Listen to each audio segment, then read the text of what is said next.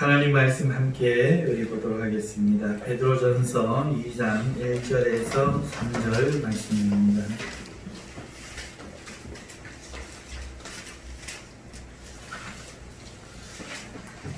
오늘 우리에게 주시는 말씀은 베드로전서 2장 1절에서 3절 말씀입니다.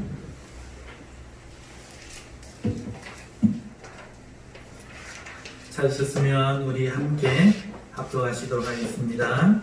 그러므로 모든 악독과 모든 기만과 외식과 시기와 모든 비방하는 말을 버리고 강건하기를 같이 순전하고 신령한 것을 사모하라. 이는 그로 말미암아 너희로 구원에 이르도록 자라게 하려 함이라. 너희가 주의 인자하심을 맛보 왔으면 그리하라. 아멘. 할렐루야. 우리 은혜의 하나님, 사랑의 하나님을 찬송합니다. 사랑하는 성도 여러분, 반갑습니다. 그리고 주님의 이름으로 축복하며 예배 자리에 오신 것을 진심으로 환영합니다. 오늘 이 시간에는 신령한 젖을 사모하라 하는 제목으로 설교하고자 합니다. 제목에서 신령한 젖이 나와서 어떤 영적인 것을 말씀하고자 하는가 생각하실 것입니다. 제가 오늘 드릴 말씀은 교회에 관한 그런 말씀입니다. 형제가 사랑하는 것에 대하여 말씀드리고자 합니다. 교회의 본질이 무엇입니까? 교회의 참된 기능은 무엇이 되어야 합니까? 이것에 대한 말씀을 드리고자 합니다. 이 말씀으로 큰 믿음의 깨달음과 감명 얻으시는 은혜의 시간 되시기를 축원합니다. 신령한 젖을 사모하라. 이 말이 무슨 뜻일까? 여러분, 이 말을 바르게 이해하기 위해서 먼저 우리가 베드로를 조금 생각해 보십시다. 베드로 사도는 어떤 사람일까요? 오늘 제가 본문에서 말씀드리려고 하는 베드로는 굉장히 시적인 사람이다 하는 것입니다. 살다 보면은 좀 언어가 남다르고 특별한 사람들이 있습니다. 그들의 말은 매우 생생하고 남다른 표현으로 가득해서 이야기를 듣는 사람에게 즐거움을 줍니다. 베드로 사도가 그런 사람입니다. 그의 글은 매우 시적입니다. 그래서 성경을 읽어보면은 우리에게 큰 감동을 주기도 하고 또 매우 웅변적인 그런 느낌을 갖게 해줍니다. 오늘 본문 말씀 2절에 신령한 젖을 사모하라. 이 말씀처럼 상징적인 단어들이 베드로 전후서에 굉장히 많이 쓰여 있습니다. 몇 가지만 예를 들어보면은 베드로전서 5장 8절에도 성도를 해치고자 하는 마귀 모습을 우는 사자같이 두루 다니며 라고 표현하고 있습니다. 이 글을 읽으면 성도를 해치고자 하는 그런 분노에 차서 울부짖으며 다니는 마귀의 모습이 눈에 보이는 듯 생생하지 않습니까? 또 베드로전서 2장 9절에는 너희는 택하신 족속이요 왕같은 제사장들이요 거룩한 나라요 그의 소유가 된 백성들이니 라고 하면서 예수님을 믿는 자의 이 변화된 신분을 정말이지 탁월하게 표현하고 있습니다. 그 어떤 여러 설명보다 더 분명히 이해가 됩니다. 요즘 젊은 사람들 표현으로 우리 가슴을 웅장하게 만듭니다. 그 외에도 베드로후서 1장 19절에 새별이 너희 마음에 떠오르기까지 라든지 베드로후서 2장 17절에 발람의 길을 따르는 사람들을 물없는 샘이요 광풍에 밀려가는 안개로 표현하는 것은 참으로 시적이라 하지 않을 수 없습니다. 베드로 사도가 이런 시적인 사람 이해 가시나요? 어부, 시적인 어부. 자, 그런데 이 시적인 언어는 장점과 단점이 있어요. 그래서 이 시적인 표현들로 우리로 하여금 이 시적인 표현들이 저자가 하는 말을 생생하게 느끼게 하는 힘, 그건 장점인데, 단점이 있는데, 그와 같은 정석, 그가 어떤 의미에서 그 말을 하는지 그 의미를 공유하지 못할 때 의미가 모호해져 해석이 어렵다는 점이 있습니다. 예를 들어 가지고 베드로후서 1장 19절에 샛별이 그 대표적입니다. 그래서 지난 9월 27일 주일에 미래를 확실히 대비하는 법이라는 제목으로 설교를 하면서 우리에게 있는 더 큰 예언이 무엇인지, 또 우리 마음에 떠오르는 샛별이 무엇인지에 대해 말씀을 드렸던 적이 있습니다. 오늘 이 2장 2절에 신령한 젖이 무엇일까 우리가 질문할 때 이 또한 마찬가지입니다. 이것이 시적인 표현이라는 것을 놓치면 이 의미를 우리가 깨달을 수가 어렵습니다. 깨닫기가 참 힘듭니다. 지금까지 교회에서 이 신령한 젖에 대해서 이것이 무엇일까 하는 것에 대해서 대부분 그 단어의 의미에서 그 뜻을 해석하고 있었습니다. 젖이란 아주 어린 아이가 먹는 겁니다. 어린 아이는 단단한 것을 먹지 못하지요. 그래서 음식을 혼자 먹게 되기까지 엄마의 젖이 필요한 것처럼 믿음이 어린 성도는 하나님의 특별한 은혜가 필요하다. 특별한 은혜로서 성장하여지기 때문에 그러한 은혜를 받아야 한다는 의미로 받아들여지고 있습니다. 그래서 성도들로 하여금 이런 하나님의 특별한 은혜를 사모하라는 말씀으로 설교되고 있죠. 사실 이 말씀도 맞습니다. 믿음이 어릴수록 하나님의 더 많은 돌보심이 필요합니다. 믿음이 어린 사람에게 많은 것을 요구할 수 없고 기대할 수 없습니다. 이때는 돌봄이 필요합니다. 또 보면 실제로 하나님이 감 믿은 사람들에게 더 크고 특별한 은혜를 주시는 것을 볼 수 있어요. 그렇지 않습니까?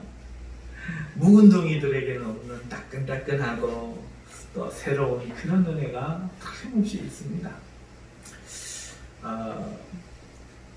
그러나 이 신령한 젖이 갖는 성경에 있어의 본래 의미에 대해서 제가 오늘 또 다른 견해를 말씀드리고자 합니다. 지금까지 이해를 잘 하셨다면 이렇게 아마 이해하셨을 거예요. 베드로 사도는 어부지만 그가 예수님의 그 부활을 경험한 후에 부활 승천하신 그 예수님을 대표해서 예루살렘에서 성전에서 설교할 때 그 설교를 듣는 사람들이 율법사와 서기관과 소위 말하는 공부한 지식이 있는 사람들이 깜짝 놀랐는데, 왜 놀랐는가 하면은 그가 지식 없는 범인으로 알았다가 설교하는 것을 듣고 깜짝 놀랐다는 거예요. 왜 놀랬을까? 우리는 그냥 그 성경을 통해서 설교를 잘했는가 보다, 말을 잘했는가 보다 라고 생각하지만 그의 언어는 하나님을 향한 사랑으로 변화되고 있습니다. 시적으로 예수님을 3번이나 부인했던 그의 언어가 사람을 살리고 예수님의 사랑을 생생하게 전하는 시적인 언어에 뜨거운 성령의 능력이 더해져 듣는 사람으로 하여금 깜짝 놀라게 하는 그런 일을 일으켰던 것이지요. 그리고 그 언어가 글로서 오늘 우리에게 지금 기록되어 전해지고 있는데, 이 성경에서 표현한 이 신령한 젖이라 하는 이 단어는 그렇기 때문에 상징적인 말이라는 거죠. 이 상징적인 말을 우리는 지금까지 신령한 젖이란 단어가 갖는 뜻인 뭔가 좀 어린 아이가 섭취해야 될 적과 같은 특별한 어린 성도들을 위한 은혜, 이렇게만 기존에 우리가 해석해 오고 있었습니다. 그런데 오늘 저는 그것이 틀렸다고 말하는 것이 아니라 오늘 본문에서는 보다 이와 같은 해석이 더 맞다, 이런 말씀을 지금부터 드리겠다 말씀드리고 있는 것입니다.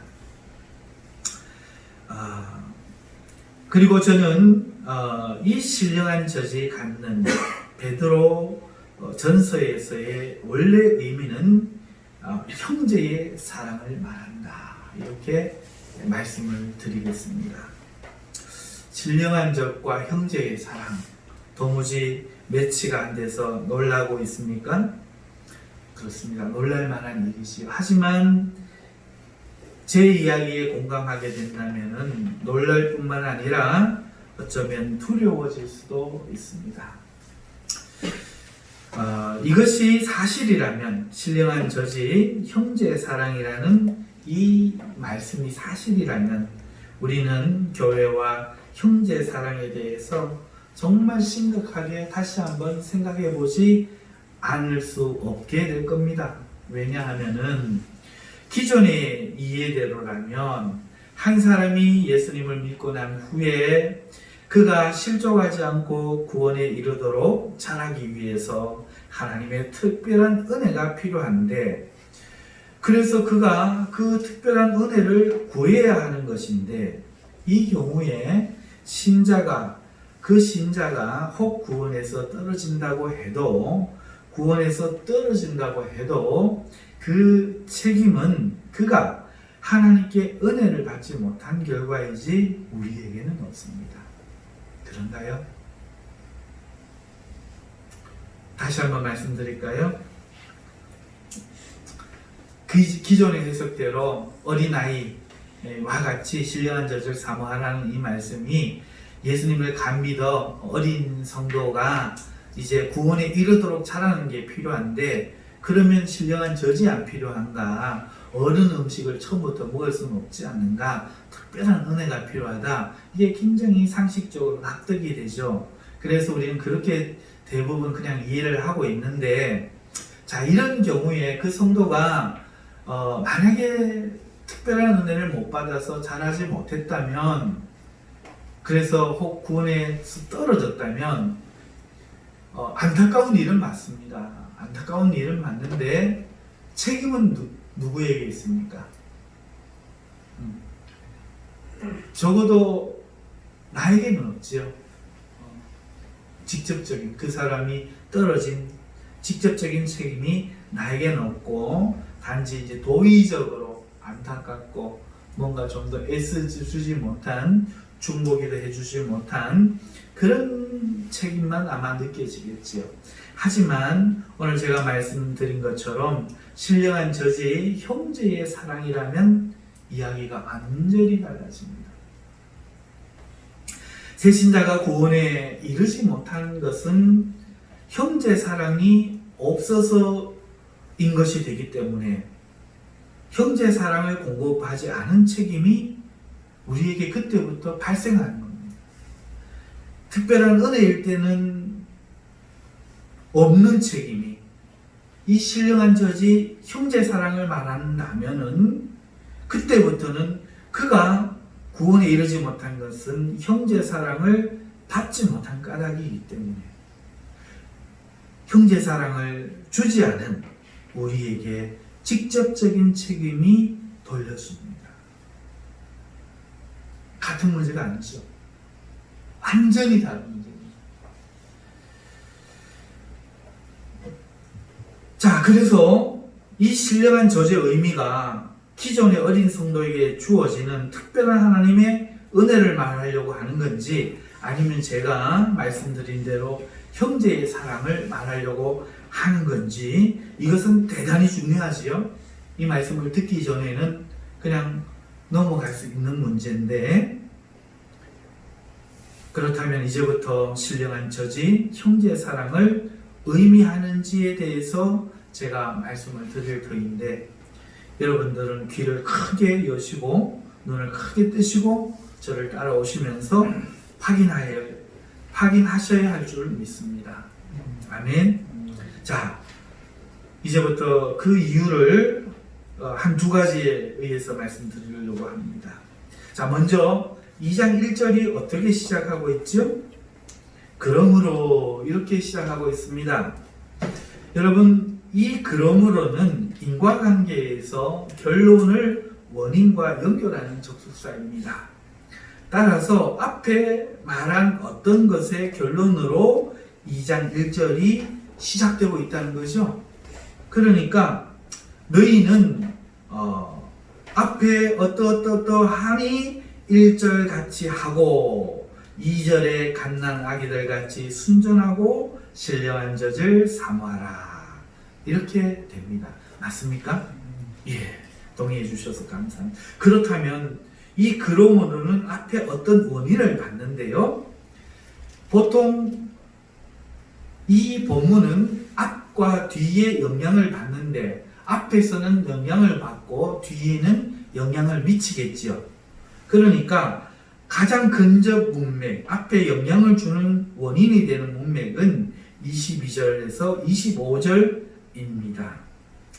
여기서 우리는 이 그러므로의 원인이 되는 것을 두 개 이상은 찾을 수가 없어요. 그것을 나누어 보자면 22절이 첫 번째요. 두 번째는 23절에서 25절입니다. 지금 눈으로 보고 계십니까?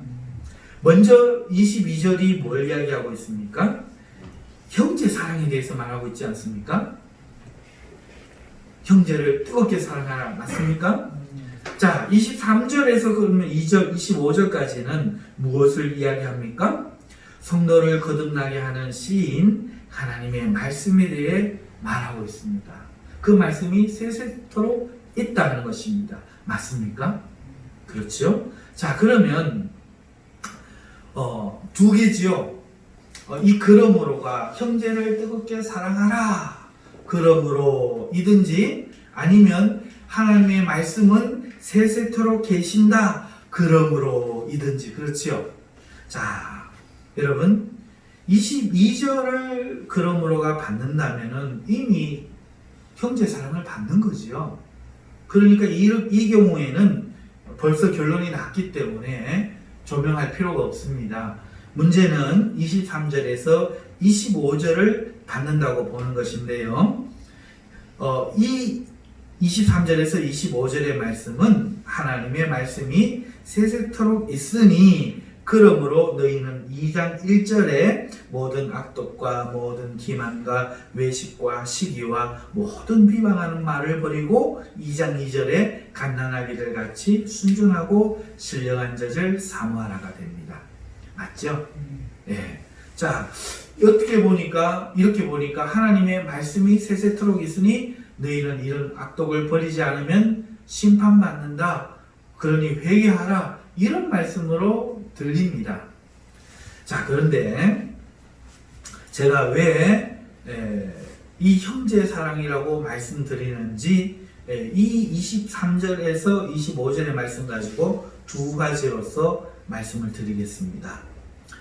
22절에 형제 사랑을 말하고 23절에서 형제 사랑과 관계없이 하나님의 말씀이 등장합니다. 만약에 우리가 22절을 형제 사랑을 하고 지금 아멘하고 동의를 했는데 23절부터 25절은 형제 사랑 아니고 하나님의 말씀이 영원토록 있다. 이렇게 이해하려고 한다면 우리는 한 가지 문제에 부딪히는 거예요. 그게 뭡니까? 22절과 상관없이 23절에서 갑자기 하나님의 말씀이 나오는 이 이상함을 경험한다 하는 것이죠. 모든 말은 앞의 말과 뒤의 말이 문맥적으로 이어집니다. 제가 설교를 하면서 이야기했다가 저 이야기했다가 할 수 없지 않습니까? 그 마찬가지로 지금 성경은 진리를 기록하고 있는데 형제 사랑 이야기하고 있다가 22절까지 갑자기 23절에서 그거와 상관없는 하나님 말씀이 영원히 계시다. 이 말씀이 등장할 수 있는가 하는 것입니다.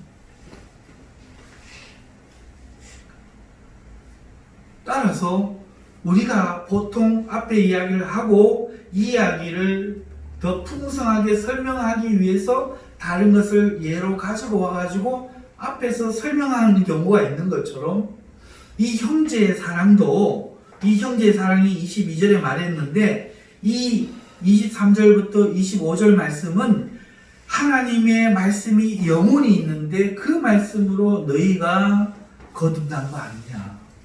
그래서 형제가 된 거 아니냐. 따라서 너희는 그 말씀과 함께 영원히 존재하는 형제가 되지 않았느냐. 그러므로 서로 뜨겁게 사랑하라. 이렇게 설명해 주는 말씀이라는 것이 더 순리적이고 우리가 이해할 수 있는 방법입니다. 동의가 되십니까? 형제사랑, 그러므로가 형제사랑 22절의 형제사랑을 받지 않고 뒤에 말씀을 받는다 할 때 우리는 갑자기 의미가 다른 말이 등장해? 라고 생각하는 것보다는 아니야. 이 말씀, 이 살아있는 말씀, 항상 있는 이 씨, 거듭나게 한 이 씨라는 말씀이 형제사랑을 돕는 설명구절이다. 이렇게 받는 게 순리적으로 맞다는 거죠. 그렇게 생각하면은 너희가 지금 거듭난 것은 하나님의 말씀으로 되지 않았느냐? 그러니 그 말씀은 영원토록 있을 건데 그 말씀이 너희를 거듭나게 했다면 너희들의 관계도 영원토록 지속될 거 아니냐? 그러니 어떻게 안 사랑하고 지낼 수 있느냐? 그러므로 라고 받는 게 맞다는 것이죠. 두 번째, 문법적으로도 그렇습니다. 여러분, 헬라어 성경은 그 문단이 시작될 때 대문자로 시작합니다. 그리고 같은 내용이 연속으로 나올 때는 그 시작하는 문장을 소문자로 이어가죠. 그러다가 말의 내용이 다른 내용으로 바뀔 때는 다시 대문자를 씀으로써 문단을 구별합니다. 그렇다면 오늘 본문의 성경은 어떨까요? 1장 22절에 대문자로 시작합니다. 그리고 성경은 25절까지 문장 시작할 때 계속 소문자로 쓰여져요. 그리고 오늘 읽은 2장 1절에 와서야 다시 대문자로 쓰여집니다. 그러면 이 안에 내용이 22절부터 25절까지가 한 내용이라는 거죠. 다른 말이 시작된 게 아니라고 성경이 이야기하고 있습니다. 이것이 절대적이지는 않겠지만 어쨌든 성경의 저자도 이 대문자를 처음에 표시한 사람도 이렇게 본 겁니다. 같은 내용이라는 거죠. 그런데 우리가 굳이 이것을 하나님의 말씀과 형제사랑이 다른 말이다. 그래서 그러므로는 하나님의 말씀을 받는다. 이렇게 생각하기가 어렵다는 겁니다.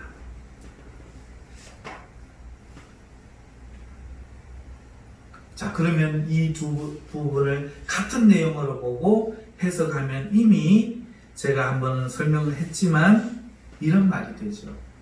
너희가 진리를 순종함으로 형제를 뜨겁게 사랑해라. 거짓 없는 사랑으로 해라. 왜냐하면 이 말이 맞다는 거죠. 왜냐하면은 너희는 영원토록 계신 그 말씀으로 거듭났기 때문에 영원히 형제로 하나님 앞에 살아가야 한다. 그러므로 모든 이제 악독도 너희 가운데서 버리고 모든 기만이 없도록 하고 외식과 시기와 모든 비방하는 말을 너희 형제 가운데서 버려야 한다. 이게 자연스럽다는, 회개하라는 말보다 형제가 되었기 때문에 이제 너희는 이런 사랑이 아닌 것들을 다 버리고 갓난아기들 같이 순전하고 신령한 젖을 사모하라. 이런 말이 된다는 겁니다. 자, 그러면 형제사랑이라는 말을 신령한 젖에 대입하면 어떻게 됩니까? 너희는 주 안에서 이제 거짓 없는 사랑을 하는 새로 태어난 갓난 아기들처럼 스스로 여겨서 이제는 순전하고 붙어 있잖아요. 순전한 형제 사랑을 서로 간에 형제 사랑을 사모하라. 이런 말씀으로 해석할 수 있습니다. 자, 두 가지 해석을 말씀드립니다. 첫 번째는 기존의 해석입니다. 기존의 해석은 어린아이에게 젖이 필요한 것처럼 새신자에게는 특별한 은혜가 필요하다. 이것도 맞는 얘기입니다. 틀린 얘기는 아닙니다. 그런데 제가 볼 때 이 베드로 전서에서는 이 말이 본문적으로 이해할 때는 그런 특별한 은혜가 필요하다는 당위성을 기록한 말이 아니라 형제 사랑을 신령한 저주로 표현하고 있다는 말이죠. 따라서 신령한 저주, 형제의 사랑을 받지 못하면 어떤 새신자가 교회에 들어와서 구원에 이르도록 잘하지 못할 수가 있다. 이 말로 해석할 수 있다는 것이 두 번째 해석입니다. 세상에서 복음을 듣고 구원을 얻기 위하여 부름받은 사람이 어떻게 그 구원이 완성되는가 하는 비밀이 여기에 있습니다. 순전한 거짓없는 형제의 사랑이 공급될 때 그 안에서 새 신자는 믿음이 떨어지지 않고 구원에 이르도록 자란다는 것이죠. 자, 이어지는 2장 3절이 무엇을 말합니까? 너희가 주의 인자하심을 맛보았으면 그리하라. 예수님이 사랑하신 그 사랑이 어떤 사랑이었습니까? 순전하고 완전한 사랑 아닙니까? 그 사랑 때문에 말로 다 할 수 없는 죄인인 나 같은 사람이 구원을 받았지 않습니까? 그러니 형제를 사랑하라. 이 말씀만 봐도 형제의 사랑으로 해석하는 것이 합당하다는 것이죠. 자, 첫 번째 드린 말씀을 한번 생각해 보십시오. 이미 앞에서 말씀드린 것처럼 베드로 사도는 시적인 단어를 사용하고 있습니다. 이 상징적인 단어는 우리에게 큰 감동을 주기도 하지만 이처럼 해석에 어려움을 주기도 합니다. 우리는 이 신령한 저절을 쉽게 영적인 어떤 의미로 해석하고 있었지만 글을 쓰는 사람 입장에서는 그 의미가 문맥을 벗어나지 않게 합니다. 또 그 안에서 상징적인 의미를 부여하고자 하는 것이지요. 이런 의미에서 볼 때 이 신령한 처지란 앞에서 말하고 있는 형제 사랑을 연속해서 받는 것이 분명해지는 겁니다.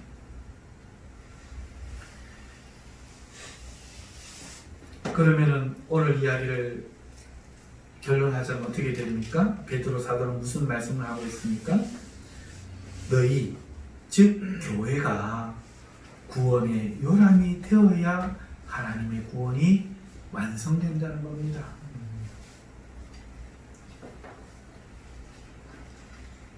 이럴 때 교회는 구원을 완성시켜야 될 책임이 있다는 것이죠. 하나님의 구원을 품어서 부활시키는 둥지가 되어야 한다는 것입니다. 사랑하는 성도 여러분, 오늘 이 대한민국에 참 많은 성도들이 실족하고 있습니다. 그 실족한 사람들은 복음을 믿지 않아서가 아닙니다. 대부분 교회와 교인들에게 실망한 사람입니다. 며칠 전에 제가 뉴스를 봤습니다. 한국교회 가난한 성도에 대한 그 뉴스였는데요. 가난한 성도라는 말은 예수님은 믿는데 교회는 안 나가는 사람들을 지칭해서 안 나가를 거꾸로 읽어서 가난이라고 하고 거기에 성도를 붙인 말입니다. 교회에 안 나가는 성도, 가난한 성도. 예수님은 믿는데 교회는 가지 않는 성도. 이 가난한 성도가 우리나라에 수십만 명이 있다고 합니다. 목수로 일하시는 한 목사님이 인터뷰에 나오셔서 목사들이 교회에서 먹고 살기를 포기하면 진리를 당당하게 말할 수 있다고 인터뷰하는 것을 뉴스가 보도하면서 성도들에게 버림받는 요즘 교회의 모습을 보도하는 그런 가슴 아픈 뉴스였는데요. 이 가난한 성도들은 어떻게 이해해야 될까요? 구원에 이르도록 잘하고 있습니까? 아니면은 그 교회에서 떠나서 위험을 겪고 있습니까? 가난한 성도들이 교회를 떠나는 이유는 사람들에게 실망하고 교회에게 실망하기 때문입니다. 하나님에 대해서 실망한 게 아닙니다. 그가 하나님에 대해서 실망했다면 성경을 볼 일이 없겠죠. 왜 혼자 앞에서 혼자 예배하는 것을 택했겠습니까? 그 이유가 무엇입니까? 베드로 사도에 의하면 신령한 젖, 곧 형제 사랑을 못 받아서입니다. 공급되어야 될 형제 사랑이 신령한 젖이 공급되지 않아서인 것입니다. 이 나라에는 신령한 젖을 못 먹어 구원에 이르도록 자라지 못한 사람들이 수십만 명 있다는 겁니다. 그뿐 아닙니다. 아직 교회 안에 남아있지만 신령한 젖이 없어서 빚져고라 곧 구원에서 떨어질 것 같은 그런 사람들이 있지 않겠습니까? 신령한 젖에 대한 전통적인 이해에서 우리는 그것이 믿음을 잃은 그들 탓이라고 지금까지 생각해 왔습니다. 그러나 오늘 제가 드린 설교를 믿으신다면, 이해가 되신다면, 동의하신다면 그 책임은 우리에게 있는 거예요. 성도는 이 주님의 계명을 기억해야 됩니다. 내가 새 계명을 주노니 내가 너희를 사랑한 것 같이 서로 사랑하라. 주님이 주신 이 계명을 우리가 지킬 때, 그 성도들이 구원에 이르도록 잘할 수 있다는 말씀입니다. 은혜를 받아서 지금 오늘 이 자리에 계신 사랑하는 성도 여러분, 여러분들의 과거를 돌아보십시오. 여러분들은 지금 신앙을 잃지 않고 직분자가 되어서 예배를 드리고 있습니다. 그렇다면 틀림없이 과거에 여러분들에게 하나님의 사랑을 베풀어준 그 누군가가 있었을 겁니다. 저도 있었습니다. 만약에 교회에 와서 제가 냉랭함을 느꼈다면 저는 교회 못 다녔을 거예요. 그런데 나를 사랑해준 권사님, 목사님, 장로님, 형님, 누님들이 있었습니다. 마찬가지로 여러분들도 틀림없이 누군가의 사랑 덕분에 구원에서 떨어지지 않고 믿음이 자라 오늘 직분자가 된 줄 믿습니다. 우리의 구원은 사랑 없는 메마른 교회에서 사랑 없는 음성으로 전해지는 하나님의 말씀만으로 성장한다고 성경이 말하고 있지 않습니다. 오늘 해석대로라면 그 말씀은 순전한 형제 사랑을 통해서 자라고 구원에 이르게 된다 말씀하고 있는 겁니다. 그렇게 하지 않는다면 틀림없이 영혼의 기아가 발생할 수 있다고 경고하는 거죠. 교회는 구원의 요람이라는 말이 있지 않습니까? 우리는 하나님의 요람인 이 교회에서 사랑으로 자라나야 한다고 성경이 말하고 있는 겁니다. 형제 사랑은 주님의 백성이 되었다면 반드시 해야 할 지상 명령이라는 거죠. 그냥 구호가 아니라 생명의 문제라 하는 것입니다. 이것이 시적인 표현으로 신령한 젖이라고 표현해서 안 먹으면 죽어! 이렇게 베드로 사도가 시로 웅변하고 있는 겁니다. 이거 어떻게 신령한 젖을 젖을 안 먹고 어떻게 살아? 사랑하는 성도들이여, 우리가 하나님의 말씀으로 거듭났다면, 형제가 됐다면, 주님의 사랑을 맛보았다면 어떻게 형제가 죽도록 내버려 둘 수가 있어? 이제 우리는 사랑해야 돼. 젖을 공급해야 돼. 이게 신령한 젖이야. 너 이게 사랑이야. 라고 말하고 있는 거죠. 결론을 맺습니다. 사랑하는 성도님들, 이제 우리의 형제 사랑은 사랑합시다 하는 좋은 구호가 아님을 이 시간 고백하시기 바랍니다. 그가 구원에 떨어지는 것은 어쩌면 선택을 못 받아서겠지 라는 차가운 잘못된 교리를 버리시기 바랍니다. 마음을 아프게 하고 예수님을 감미도 아직 철이 없고 착추모돌하는 어떤 형제를 볼 때, 아유, 주님도 저 사람을 사랑하지 못할 거야 라고 생각하기보다는 내 사랑이 없으면 죽을 아기처럼 보시기 바랍니다. 길거리에 고양이 한 마리에게도 우리가 산을 공급하지 않습니까? 불쌍했습니다. 긍휼했습니다. 하나님이 사랑하시는, 하나님이 구원하시고자 하는 그 새 신자들이 우리의 교회에 오면 나이가 든 사람도 있겠고, 세상에서 바르게 살지 못한 사람들도 있겠고, 그러니까 고집도 있고 담배도 피울 수 있고, 사실 우리를 힘들게 할 수 있습니다. 하지만 내가 오늘 사랑하지 않으면 그 고양이가 나보고 학학거리지만 살려주지 않으면 죽을 수 있는 것처럼, 오늘 그 성도를 내가 사랑하지 않으면 그 성도는 죽을 수가 있습니다. 이 문제라는 거지. 형제 사랑은 구호가 아니라 생명의 문제입니다. 그래서 신령한 저지라고 말하면서 지금 시급해! 빨리 그 사람에게 젖을 먹여 말하고 있다. 그래서 오늘 우리는 우리의 사랑을 공급해야 됩니다. 하나님의 특별한 은혜가 임하기를 기도하는 그런 마음보다는 이 말씀을 이렇게 해석하고, 오늘 나의 관심을 주고 나의 중보기도를 주고 그의 이야기를 들어주고 그의 눈물의 이야기를 판단하지 말고 들어주고 아파해주고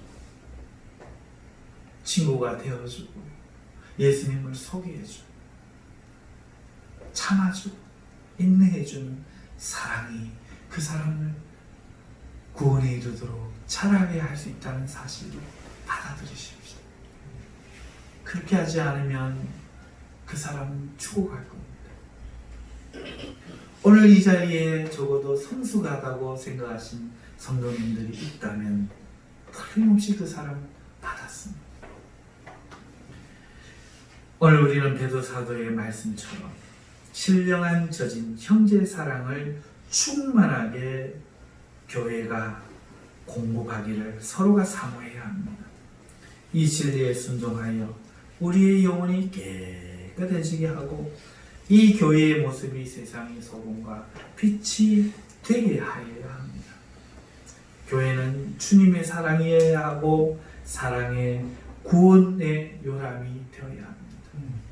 사랑하는 성도 여러분, 내 연약한 이 사람에게 하나님이 영혼을 살릴 수 있는 사랑을 부탁하고 계십니다. 그것이 신령한 젖을 사모하라는 말씀입니다. 우리 모두에게 이 말씀에 순종하는 은혜가, 그리고 이 말씀이 깨달아져 믿어지는 은혜가 있기를 주님의 이름으로 축원합니다. 기도하겠습니다.